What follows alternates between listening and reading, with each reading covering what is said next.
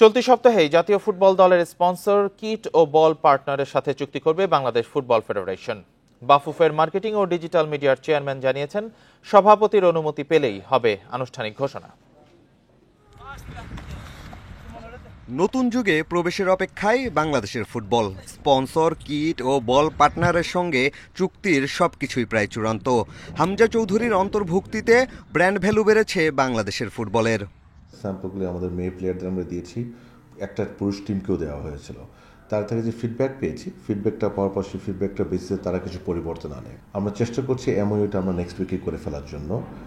সময়দের সভাপতির আগমনের ডেটটা আমরা জানি না, আমরা চাচ্ছি যে ওনাকে নিয়েই করতে। গুঞ্জন আছে মূল স্পন্সর ও কিট পার্টনার হতে যাচ্ছে দেশি কোম্পানি, আর বলের যোগান দেবে জাপানি একটি কোম্পানি। আমাদের ক্লাবস, আমাদের ডিস্ট্রিক্টস, সব জায়গায় যদি আমরা কোথাও একটা বল দিতাম, আমরা এবার চেষ্টা করবো দুটো বল দেওয়ার জন্য। সো আমরা number of ball to the stake হোল্ডার্সটা একটা ভালোভাবে ইনক্রিজ করতে চাই। জাপানিজ একটি কোম্পানির সাথে চূড়ান্ত পর্যায়ে আছি আপাতত। তাদের সাথে আমাদের সকল সদস্যের প্রেফারেন্স সেটাই ছিল। কোন জার্সিতে অভিষেক হবে হামজার তা জানাতে একটু বেশি সময় নিয়ে ফেলল বাফুফে। কথা ছিল জানুয়ারিতেই চূড়ান্ত হবে সব।